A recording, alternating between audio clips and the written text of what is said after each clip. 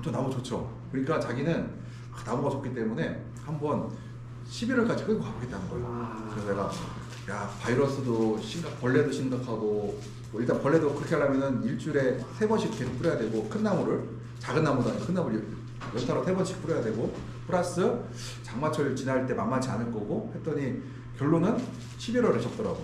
그렇다고 10월에 많이 땄느냐? 못 땄어.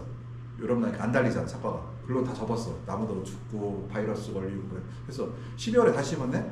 그러니까 어떻게 돼요? 그냥 그 다음에 똑같은 일이 발생하는 거예요. 돈을 하나도 못 벌죠 또. 굳이 모험을 나는 내가 돈을 벌려고 하면은 남들과 다르게 하는 게 아니라 농사를 다니면 생산량만 올리면은 그걸 버는 건데 굳이 모험을 그렇게 그리고 항상 말씀드렸지만 내가 노력해서 되는 거면 해도 돼요. 내 노력은 있고 하늘의 뜻까지 바라야 되면은 그거 진짜 그러니까 하늘까지 내가 하늘의 도움을 받아야 되잖아요. 그러면 기도도 해야 되고 노력도 해야 되고 우리가 다 해야 되는데 이게 쉽지 않다는 거예요. 올해 이렇게 장마가 길면 만약에 장마가 길면 강원도가 많이 오는 이유가 뭐예요? 강원도가요? 강원도에서 그쪽이 장마가 만약에 이제 좀 괜찮은 나무들 있잖아요. 새로 심은 사람들. 네. 그러니까 끌고 가지 않고 6월 말 7월 초에 다시 심은 사람들 있어요. 그거 괜찮아요. 그거. 그때는 착과 수가 적어도 남쪽 이쪽은 싹 전멸돼 갖고 뭐 이제 나올 게 없어요. 장수도 돈 벌겠네. 장수도 양은 적게 나오죠. 장마 길면 거기 햇빛이 거기라고 햇빛 있겠어요. 근데 엄청 비싸겠죠. 또 많이 나는 거예요. 그리고 열대야가 중요해서 밤에 장마철에도 열대야가 오거든요. 일단은 이제 에어튜브 아까 여기를 했었고요. 그 다음에 그 야간에 에어튜브가 있는 환기 시스템 사용해서 얘기를 할 때 우리가 제습용으로 사용한다고 볼 수가 있고요. 야간에 튜브 시스템을 사용하여 제습할 수가 있고 우리가 인공 조명이 없이 스크린을 닫아놓으실에서 제곱미터당 5입방미터의 시간당 공기 환기 공량이 필요하다. 문을 닫았을 때 야간에. 그러면은 이 시간당이니까 이거는 약 1배 정도거든요. 그러니까 높진 않아요. 이 정도면. 이거는 야간에 우리가 문을 닫았을 때 얘기를 하는 거예요. 밤 닫았을 때, 겨울철에 닫았을 때 얘기고. 환기 용량이 너무 낮으면 스크린을 완전히 닫고 천창을 열어 환기로 유도하여 제습량을 늘릴 수 있다. 그러니까 천창개별 예를 하는 거죠. 천창개별인데 이 문제가 우리나라 살 일은 없어요. 이게 우리나라에서는. 그러니까 유럽에서는 가능해요. 왜냐? 유럽은 외부 온도가 5도까지밖에 안 떨어져. 추워야 영하 2도고 보통 4, 5도 떨어지니까 어떻게 돼요? 12월 달에 천창을 열 수가 있는데 우리나라는 이런 일이 없는 게 왜 그러냐면은 결로가 엄청 잘 생겨요. 그래서 우리가 커튼 위에 지붕 밑에 커튼 위에 공기의 절대 습도가 외부와 별 차이가 안 나요. 우리나라에서는 결로가 많이 생기기 때문에 커튼 위가. 그래서 우리나라는 사용하지 않는데 유럽에는 사용할 수가 있고 이 시스템을 사용할 수 있는 게 언제냐면 우리나라에서는 11월 달이 되겠죠. 11월 달 같은 경우에는 커튼을 닫고 내부 습도가 높아졌는데 그럴 경우에는 우리가 환기를 열 수가 있어요. 그런데 우리나라에서는 커튼만 좀 열어도 그때도 그러세요. 왜냐면 10도 이하로 떨어지거든요. 11월 달에. 그러면은 10도 이하로 떨어지면은 초저녁에는 결로가 안 생겨도 12시 넘어가면 결로가 생기거든요. 그때. 그래서 우리나라에서는 그렇게 사용하지 않는 기술이 되겠고 혹시라도 우리나라도 기후가 이상하게 돼갖고 만약에 가을 날씨에 야간 온도가 10도 이하로 안 떨어진다 그럴 경우에는 이런 방법 사용할 수도 있겠죠. 그 다음에 균일성으로 해서 열이나 습기의 국지적 수를 방지해서 온실 공기를 균등하게 배분하는 건데 이를 위에 튜브는 작물 겉터 아래에 설치한다고 되어 있어요. 그러면은 이 겉터에 이 구멍 있잖아요. 구멍 요거. 네. 이게 손을 댔는데 바람이 쭉 나올 정도로 다를까요? 우리가 느끼지 않을 정도의 미세한 바람이 나오게 할까요? 미세해야 돼요. 근데 실제로 FCO나 뭐 에어닥터 설치하는 분들 보면은 이게 빵빵하게 나 이렇게 되면 종이가 막 흔들리고 이렇게 흔들려 이렇게 우리가 바람이 이렇게 흔들려야지. 요것만 갖고 제가 그 공기 유동 가서 설명드릴 때 어떤 얘기를 했었죠? 0.1cm만 갖고도 유동은 발생한다. 그러면은 이 정도면 얘가 바람이 이렇게 불어요. 이게 몇 미터일까요? 미터예요, 미터, 2미터. 바람이 이렇게 불고 있으면 2미터예요, 2미터. 이렇게 불고 있으면 2미터 세커가 나올 리가 없어요. 나올 필요가 없어요. 이렇게만 나오면 돼요. 그러면은 작은 구멍이 뚫려야 된다는 거고. 그다음 그러다 보니까 원래 이중 닥트를 사용하는 원칙이에요. 이중 닥트가 원칙이고, 그 다음에 닥트 구멍을 뚫을 때 어떻게 뚫으라고 했다? 이 복습 내용이 전에 수업했던 내용하고 겹치는 부분인데 에어튜브에 우리가 그거 어떻게 뚫으라고 했어요? 구멍을 작게 뚫기도 하고 그거 하나 있어요. 작지 않은 개념이 없잖아요. 이렇게 요게 비닐이고 요게 비닐, 이게 스터널이에요. 요게 자른 건데 혓바닥 요게 붙어 있으라는 얘기. 이렇게 요게 붙어 다 구멍을 완전히 뚫지 말라는 얘기예요. 여기 구멍을 이게 흔들리게 이렇게 구멍을 이렇게 짜면 이게 떨어 나갈 거 아니에요. 비닐 부분. 예, 요거 동그라미를 만들지 말고 동그라미를 퉁쳐 떠내지 말고 요걸 떼내지 말고 이렇게 여기를 붙여 놓으라니 이렇게. 그러면은 바람이 어떻게 해요? 여기 한번 부딪히겠죠. 그러면서 뭐가 발생을 해요? 속도가 줄어들겠죠. 이렇게요. 그래서 이중 닥터를 사용하지 않고 닥터를 하나 사용할 때 이중 닥터 비싸니까요. 다 하나 사용할 때는 혓바닥 모양을 뚫으라는 얘기예요. 혓바닥으로. 예. 근데 대개 보면은 다 구멍을 뻥뻥 뚫어놨어요. 그러니까 뭐 어떻게 바람의 감쇄 효과가 떨어지고 또 효과 이게 뭐냐면은 내가 아무리 이렇게 해서 여기 시계방향 2시 방향 이렇게 10시 방향 뚫으라고 했단 말이에요. 이렇게 올라가게. 그럼에도 불구하고 바람이 이렇게 나가요. 근데 여기다가 이렇게 혓바닥을 만들어 놓으면 어떻게 돼요? 바람이 나가면서 충격 이게 부딪히고 이렇게 튕겨나가겠죠. 이쪽으로. 요거를 예를 들어서 좀 크게 만들어요. 닥트가 이만해요. 이만한데 구멍을 여기다 뚫으라고 했어요. 2시 방향, 10시 방향 이렇게. 왜? 공기가 위로 빠져나가게 이렇게요. 그럼에도 불구하고 위로만 나가는 게 이렇게 퍼져요. 그냥 놔도. 근데 이거를 갖다가 혓바닥을 이렇게 만들었어요. 이렇게. 이렇게 혓바닥을 이렇게 붙여두면 이렇게 혓바닥 크게 만들었어요. 이렇게. 그러니까 일단 이거 과장. 혓바닥 크게 만들어서 바람이 이렇게 나가다가 얘를 막고 위로 올라가죠. 바람은 위쪽 튕겨서 위로 올라가야 돼. 아래로 가면 안 돼요. 이렇게 달려있는 거. 이렇게 바람이 막고 위로 튕겨야 돼요. 아래로 가면 안 돼. 이리로 가면 안 돼. 우리가 이 목적이 뭐라고 했어요? 입 주변의 습을 제거하는 게 목적이죠. 근데 아래로 나가면 효과로 떨어지겠죠. 당연히 튕겨서 위로 올라가야 돼요. 맞고요. 그럼 그 재질도 비닐 재질인 거예요? 비닐이죠. 근데 우리가 좀 좋은 비닐을 사용하면 이제 단열성 비닐을 사용하라고 하는데 그거는 이제 비용에 따라 하면 되는 건데요. 일단은 어떤 비닐을 해야 돼? 구멍은 위로 올라갈 수 있게 혓바닥 모양 들어가요. 여기가 붙어 있으면은 얘가 튜브예요. 튜브 비닐이고 구멍을 이렇게 뚫어놓으면은 이렇게 해서 얘가 움직이게 이렇게 뚫어놓으면은 바람이 탁 나가다가 막고 위로 탁 튕겨 나가죠. 이쪽으로. 그리고 속도는 감소하게 된 거예요. 이게 세면 안 된다고 했죠. 이게. 그래서 너무 세게 해서 보면 이거 잘하는 사람 있어요. 가보면은 실제로 아까 했던 그 업체 있죠. 그 사장님이 바람 세다고. 작물 다 망가지고 이거를. 그러면서 내가 그러니까 그 FCU나 그 에어닥터의 역사를 모르는 거죠.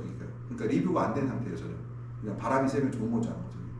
그러니까 바람을 세는 게 목적이 아니고 공기를 유동시키는 게 목적인데 유동은 초속 0.1cm만 충분하다고 했잖아요. 6.1cm에도 충분히 발생한다고 했잖아요. 근데 얘가 이렇게 튀겨나가도 0.1cm가 아니라 0.1m, 뭐 5cm, 뭐 10cm가 나올 거라고. 그럼 엄청 속도가 빠른 건데 이것만 갖고도 충분하죠. 근데 굳이 그거를 갖다가 바람을 나무에 직접 맞추면은 안 돼요. 우리가 또 저도 그런 얘기 하거든요. 옷을 문 열었는데 작물이 막 가에 흔들리고 있어요. 그럼 제가 조금 닫아놓으라고요. 왜 흔들리면 광합성을 멈춰요. 모든 식물이 흔들리면은 이게 멈춰버리거든요. 이거를 기공을 닫아버리거든요. 그러면 기공을 닫으면은 우리가 원하는 게 광합성을 효과적으로 해야 되는 건데 광합성을 멈추게 되면은 우리가 그 바람이 들어오게 할 필요가 없는 거죠, 이것들이요. 그래서 근데 그렇게 뭐 측면 오는 바람도 문제인데 세상에 에어닥트 갖다가 식물체를 흔들게 만들면은 이거 아랫입을 흔들게 만들면 어떻게 되겠어요? 그러니까 우리가 회피하려는 것들, 그러니까 머릿속에 우리가 갖고 있는 기본 지식 있잖아요. 바람에 의해서 나무가 흔들리면 이파리가 흔들면 안 된다는 기본 지식이 있죠. 그러면은 에어닥트를 설치할 때 어떻게 해야 돼요? 당연히 에어닥트에 나온 공기가 작물 아랫입을 흔들리면 안 된다는 우리가 알고 있어야 될 거 아니에요. 연계에 올라가는 거죠. 그러니까 기본 지식이 없는 사람, 그러니까 작물이 바람에 흔들려도 흔들리는 개념이 없는 사람은 그냥 바람이 세면 좋은 줄 알고 막 달아놓을 거 아니에요. 그렇게 하면. 우리는 오히려 바람이 센 바람을 감쇄시키려고 그리고 우리가 원하는 방향으로 끌고 가서 이렇게 만들어 놓는데 감쇄도 시키고 원하는 방향으로 올리기도 하고 효율적으로 올리려고 하는데 이건 돈 안 들이고 할 수 있는 방법이거든. 내가 구멍만 잘 뚫으면은 할 수 있고 그리고 구멍 뚫는 그런 게 있대. 도구가 뻥 뚫는 게 아니라 한쪽 이렇게 돼서 이렇게 뚫으면 이쪽에 붙어있는 도구들이 있대요. 다 있죠. 그걸 바보 아니면 만들었을까지 그걸 그냥 만들었겠어요. 그걸 했겠죠. 다 했겠죠. 그러니까 이런 도구 사다가 뚫으면 되는데 모르니까 안 하시는 거죠. 알면은 아마 비용이 더 추가되는 것도 아니거든요. 예, 근데 그거 하면 되는데 그거를 갖다가 비용이 더 들어가면은 그래 비용 때문에 못했을 거야. 내가 그렇게 할 수도 있어. 근데 비용은 똑같은데 굳이 안 한 거 보면은 몰라서 못한 거죠. 그리고 자랑하는 거 흔들린다고 자랑하고 있으니 참 그러면 한심하지 않아 그러고. 그 다음에 이제 야간에 에어튜브 설치하는 게 또 하나가 있는데요. 옛날에 이런 것도 있었어요. 에어튜브가 그러니까 창문에 머리 위에 설치된 경우도 있었거든요. 이렇게 머리 설치된 거 있는데 요것 같은 경우도 보게 되면 이거는 약 아래쪽으로 26도를 만들었는데 아래쪽으로 이게 이것도 설치하게 되어 있고요. 투명한 재질로 튜브를 인해 차광을 최소화해야 되고 마찬가지로 약 5입방미터의 공기를 시간당 제어할 수 있어야 되는데 이거 야간에 사용하는 거라고 그래요. 그러니까 우리가 에어튜브는 낮에 사용하는 게 아니라 보통 일반적 교실에서는 밤에 사용하거든요. 그러면 시스템은 약 2%를 차지하게 돼. 이거를 차지할 용량이 20% 차지하는데 여기서 볼게요. 투명한 것이라고 했죠. 광을 투기하시는데 옛날에 이걸 어떤 때 썼냐면은 버터가 나오기 전, 그러니까 행인 버터가 나오기 전에 지금은 1m의 공간이 확보됐잖아요. 80m, 1m의 공간이 확보됐기 때문에 지금은 버터 밑에 설치하는데 옛날에 바닥에 붙였을 때가 있었어요. 그럴 경우에는 놀 데가 없었죠. 그러니까 위에다가 설치할 때도 있었다는 거예요. 근데 지금 현재는 거의 타라진 상태고요. 지금 요거를 갖다가 제가 실제로 봤더니 보조사업으로 해서 옛날에 지금은 나온지 모르겠어요. 한 10년 전인가? 이거를 갖다가 단독온실에다 우리 설치한 경우가 있었어요. 그것도 투명하지 않은 거. 그래서 우리가 일단 첫 번째 단독온실에 설치하는 거는 말이 안 돼요. 단독온실은 원래 공기가 잘 빠져나가요. 원래 환기가 잘 돼요. 거기. 그리고 첫 번째. 두 번째 설사 바람이 안 빠져나가는데 위에다 놨어? 이거를 갖다가 야 그러면은 그늘져서 어떡하지? 그 다음에 그러니까 저희들이 볼 때는 그러니까 보긴 봤어요 얘네가 이거를. 근데 얘네가 이걸 왜 달았는지에 대한 이해가 부족했던 것 같아요. 그러니까 항상 우리가 뭔가 설치할 때는 역사를 한번 올라가야 돼요. 이게 실제로 이게 옛날부터 있었거든요. 근데 이게 새로 나온 기술이 아니란 말이에요. 근데 왜 이것이 사라지고 밑으로 갔을까? 생각해 보시고 단독온실에다 이걸 설치해? 이거는 말도 안 돼. 전 이거 단독온실 이거 설치할 것 같았으면은 옆에다 커튼을 위에다가 하나 좋은 거를 외부에다 하나 달아놓을 것 같아요. 커튼을 그 보온 단역 말고 좋은 거라 그런 쪽으로 쓰지 굳이 이거를 갖다가 환기도 잘 되는 단독온실에 그 물바지, 빗물바지도 투명 재질. 그렇죠. 그거 쓰고 있잖아요. 그래서 우리 광투가를 주제하고요. 그 다음에 유인선도 있잖아요. 예인선. 이것도 우리가 지금 얇은 거 쓰고 있어요. 옛날보다. 재료과학이 좋아지면서 옛날에 저기 뭐죠? 꼬인철사가 뭐예요? 이름이. 와이어가 강도가 좋아져서 옛날에 쓰던 와이어보다 지금 가늘어졌거든요. 강도는 그대로면서 그거 쓰고 있잖아요.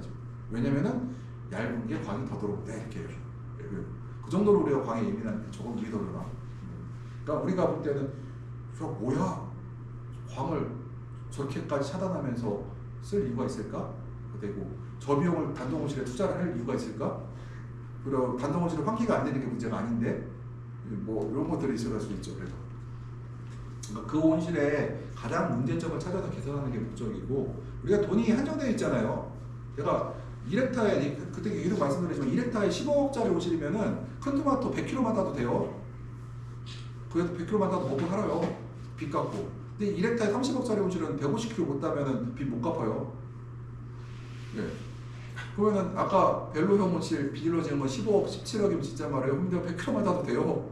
유리로 줘서 35억 들어가면 내가 150kg를 따야 되는데 뭐는 생각하기 나름이에요. 내가 매출이 많다? 오케이. 투자 비용이 높으면은 상쇄되고 끝나버리잖아요. 그리고 더군다나 큰 토마토는 그런데 오이나 딸기나 방울토마토는 그렇게 늘어나지도 않더라고요. 그래서 제가 그럼 굳이 이렇게 할 생각더라고요. 그다음에 우리가 보면 이게 제가 요게 이거예요. 제가 말씀드렸던 지중해 연안에서 프랑스 남부지방 거. 이게 어때요? 창문이 바깥에 달려 있고 공기를 바깥의 공기를 직접 빼서 안으로 격실로 바로 들어가요. 이런 방식이 있어요. 건조한 여기서 바로 에어튜브가 연결되어 있거든요. 우리나라에서 이렇게 설치하는 분들이 계세요. 지금 최근에. 그래서 제가 볼 때 야 우리는 프랑스 남부지방이 아닌데 프랑스 남부지방에 한정된 온실이거든요. 프랑스 북부는 되게 쓰지도 않아요. 프랑스에서는 그렇게 효과가 좋으면 북부지방까지 네덜란드까지 다 올라가야 되는데 왜 남부지방에 한정되다고 할까? 남부지방은 겨울에 5도 이상, 5도 이하로 떨어진 날이 없고 5도가 되면은 한파 내습 얼어 죽어요 사람. 그러니까 집에 안에서 바깥이 아니라 바깥이 아니라 집 안에서 죽는 거예요. 그러니까 난방시설이 없어갖고 노인분들 돌아가시죠 약한 분들은. 네. 이해가 안 되죠. 5도에서 죽는다는 집 안에서 노숙자가 아니라. 그러니까 이런 지역에서 이렇게 사용한다고 하면은 여기 보면은 보다 여기에 저 난방기도 있어요 약하게. 왜냐면은 난방이 필요할 때는 난방도 하거든요. 한겨울에라도 이제 5도가 아니라 뭐 10도씨 그러니까 10도씨 되면은 난방해서 안에 공기 넣어야 될 거 아니에요. 그래서 문을 히터 이 안에 교환 장치가 있다고 하고요. 그다음에 환기는 주로 방출배로 사용되면 환기구는 방출 나가는 거죠. 그다음에 자연환기에 비해 훨씬 작은 구멍으로 작동을 잘할 수가 있다. 그러니까 제어가 잘 된다는 얘기예요. 우리가 환기구를 제어하는 방법은 이 안에서 뭘 제어하면 돼요? 창은 열어둔 상태에서 작기 때문에 이 속도만 제어하면 돼요. 이거를 꺼버리면 환기가 안 될 테고요. 이거를 세게 돌리면 환기가 잘 될 테고요. 우리가 환기 용량은 모터의 모터 용량으로 제어가 된다는 거죠. 근데 우리가 지금 이런 실들 같은 경우 창을 열면은 우리가 실제로 얼마큼 빠져나가는지 알 수는 없어요. 얼마큼 빠져나가는지 알 수가 없어요. 그냥 알 수는 없고 추정건데 뭐 습도가 떨어지는 걸 보니 우리가 증산량도 알 수가 없잖아요. 그 증산량 없으니 대충 우리가 증산량이 뭐 제곱미터당 500g을 증산했다고 개정하고 그랬더니 습도가 얼마큼 떨어졌으니 아마도 이만큼의 공기가 습이 빠져나갔을 것이다 이렇게는 할 수가 있어. 근데 정확한 계산이 안 돼요 어차피. 근데 이렇게 하면은 우리가 자연환기가 아니라 이런 기계환기, 이건 사실상 기계환기거든요. 이거는 계산이 되죠. 그 다음에 이제 주간에 에어터보가 있는 환기 시스템 같은 경우는 주간에 돌리는 거는 외부 공기를 내부로 집어넣어서 외부의 공기가 40도라도 습도가 20% 30% 공기를 내부 온도가 30도인 습도가 80%인 온실에다 집어넣게 되면은 어떻게 돼요? 온실이 시원해지죠. 왜냐면은 엔탈피 자체가 외부는 작으니까. 그러면은 우리가 이제 여기서 볼게 이제 주간의 냉각및 제습 시스템은 튜브 시스템을 사용하려면 약 시간당 82방미터의 환기 용량이 필요하고 튜브지대는 약 1m 정도 필요하다. 겉에 밑에만 설치할 수 있다. 그러면 볼게요. 우리가 80m라는 거는 일단은 이게 바로 말하는 우리가 얘기하는 뭐예요? 반밀폐 온실이 바로 요 얘기를 하는 거죠. 반밀폐 온실 얘기하죠. 80m 입방미터예요. 그러면은 우리가 직구를 6m 잡으면은 6 나누기 80을 하게 되면은 약 15번의 공기가 시간당 교환이 이루어진다. 근데 여기서 주의점은 우리가 15번을 만들려고 하면요. 우리가 일반적인 유료 온실에서 문을 다 열었을 때 한낮에 10번 정도에서 15번의 공기 교환이 일어나요. 근데 여기서 에어튜브를 이용해서 열에서 15번을 만들려고 하면 어떻게 돼요? 강제로 빼는 거니까 창이 작으니까 강한 힘을 이용해서 강한 압을 가해서 빼내는 거죠. 그 전기의 힘으로 우리가 이걸 빼내는 거죠. 이게. 그러니까 비용이 많이 발생할 수가 있고 그러면은 만약에 이 용량이 작다고 하면 어떤 문제가 발생할까요? 온실 안에 습이 높아지고 온도가 올라가는 에너지가 쌓이는 문제들이 발생하겠죠. 이것들은 압이 작다고 하면 나가는 공기가 작으면은 그러면 내가 아무리 압을 넣는데 나가는 공기가 적게 나간다고 하면은 들어오는 광에 의해서 에너지가 안에 쌓이게 되겠죠. 그러면 우리가 하고 네덜란드의 반밀폐 온실하고 우리가 반밀폐 온실하고 누가 그러면은 이게 더 커야 돼 팬이. 우리가 커야 되죠. 근데 우리는 이렇게 작아요. 실제로 두 군데 설치된 데가 있는데 다 작아요. 그럼 어떻게 돼요? 안에가 에너지가 쌓이고 그러면 이게 상대적인 방법이 뭐가 있어요? 이 팬을 크게 안 만드는 방법이 뭐가 있을까요? 창을 크게 만들면 되죠. 창을 크게 만들면 압이 걸려요? 안 걸려요? 안 걸리죠. 그럼 반밀폐 아니에요? 아니죠. 그러니까 바로 거기다. 그래서 이거 이제 우리가 팬을 달았으면 제대로 달아갖고 반밀폐를 만들던가 아니면은 달지 말고 창을 크게 만들어서 일반 온실을 만들던가 결정을 해야 되겠죠.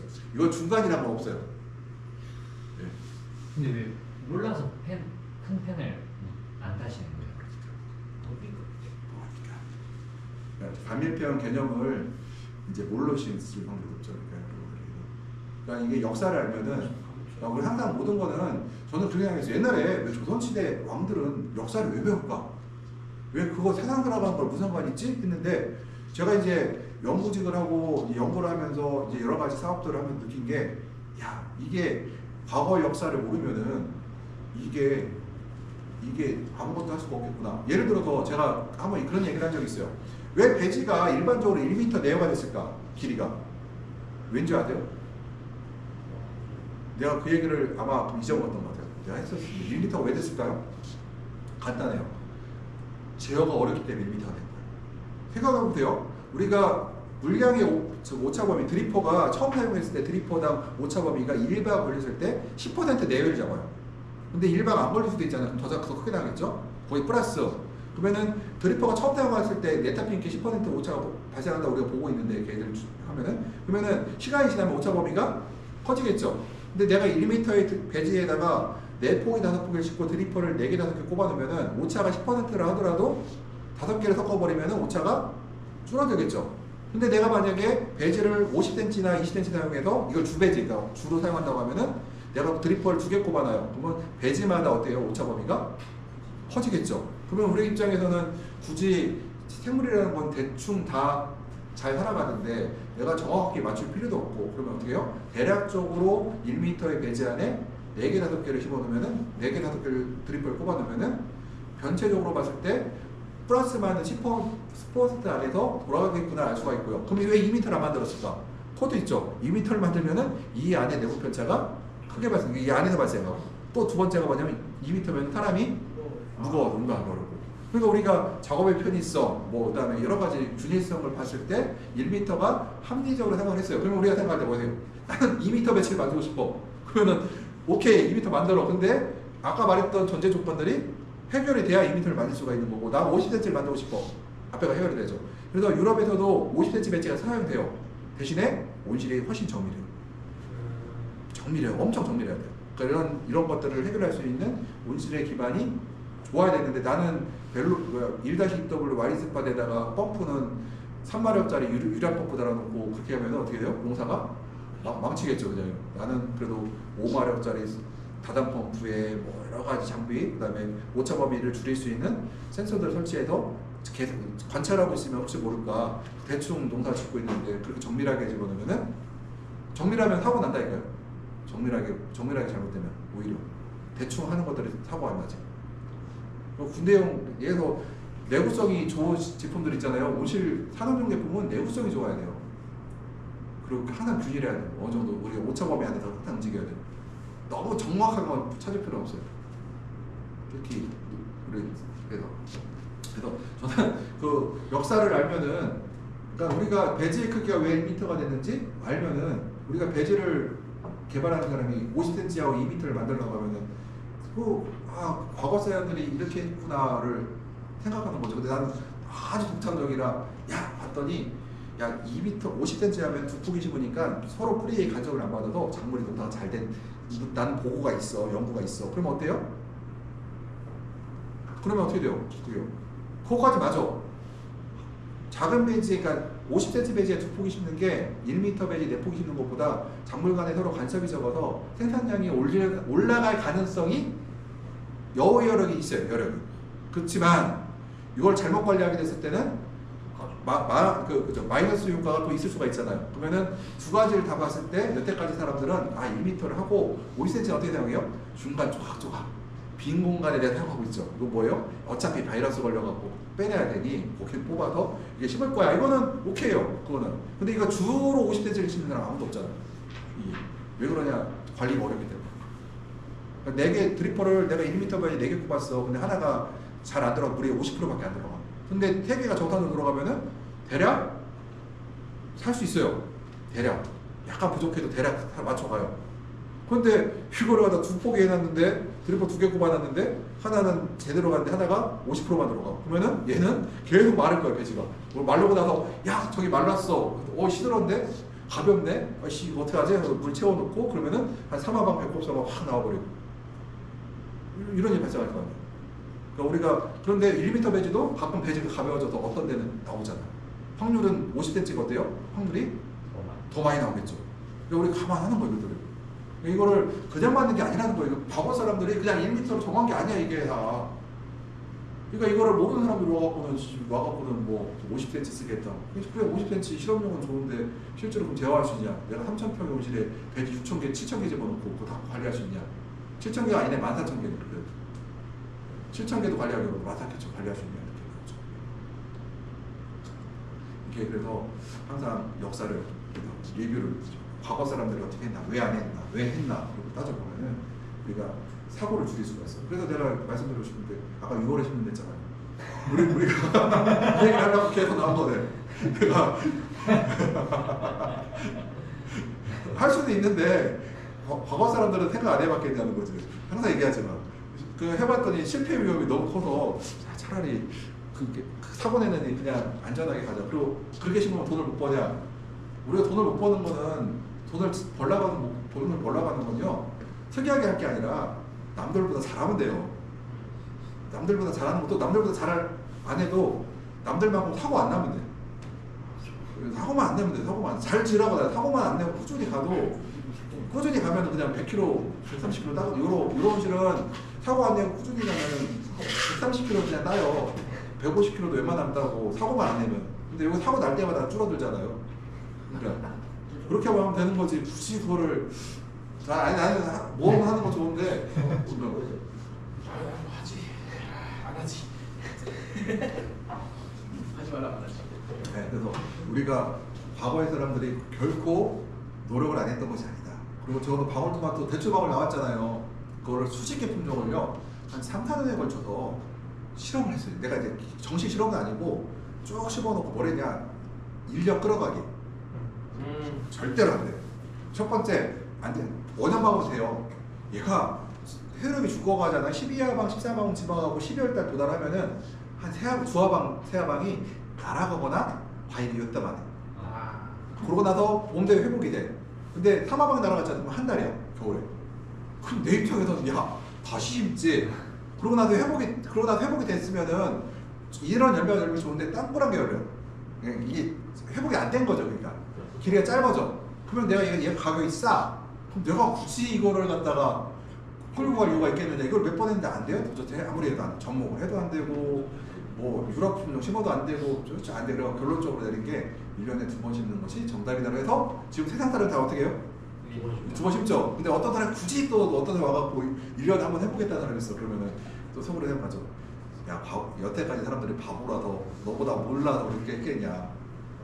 해보니까 안 되니까 결론적으로 수익성이 가장 높은 게 2번 심는 게 수익성이 가장 높다는 결론이 나왔고, 혹시라도 새로운 품종이 나와서 진짜 뿌리도 좋고 이래서 갈 수 있다 그러면 오케이 가 그때는. 근데 아직 그런 게 없잖아요. 그러면 내가 굳이 할 이유가 뭐 그러니까 그 사람 생각은 묘가 바뀌어서 돈을 벌겠다. 아니 그러지 말고 하나방 더 따서 먹는 게 묘값이 나오잖아. 하나방이면 사고 안 내고 하나방 더 따먹는 게 더 낫죠. 그러니까 굳이 내가 그래서 내가 보면은 과거를 좀 우리가 인지가 과거 그러니까 제가 25년 됐지만 25년 된 사람을 생각해 보잖아요. 왜 안 했을까 그 사람들.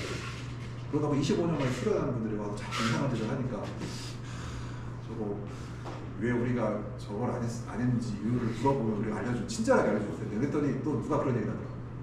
어디 컨설턴트 여기 좀 친하신 분들 우리 하는데 왜 그걸 공짜로 알려줘요? 그래. 실패하게 놔두래 그냥. 실패하고 돈 다 까먹고 나게 놔두라고. 공짜로 걸려면 안 되는 거. 그런 얘기 했지. 그런 얘기 했어요. 진짜 그 사람들하고 얘기를 할 때 와서 이런 아이템을 갖고 와서 이런 일을 해보고 싶은데 어떻게 하면 이걸 할 수 있겠냐 물어보면은 과거에 이런 일이 있었고 그래서 이런 일이 문제가 있어서 요 문제가 해결되면 가능한데 그렇지 않으면 못합니다 하면은 그런 해주고 싶다 했더니 그거 알려주면 안 된다. 한번 된통 그 사람 공부해서 찾아갈 일이지 그걸 왜 알려주냐는 거예요. 그 말도 맞더라고요. 그렇게 자신만 있으면 그냥 방치하는 것도 맞는 것 같아요. 그래서 망한 데 많잖아요. 어떤 지모에다 2,000억 날려먹고 알죠? 지에다 지로 시작한 애가 있잖아. 한참 막 나간다고 뭐 2,500 투자 받았다고 뭐 유니콘이라고 했다가 한 방에 날아가고 거기다 말고 딴 애도 지금 날아가려고 뭐 이상한 애다 또 날아가려고 하고 거기도 몇천억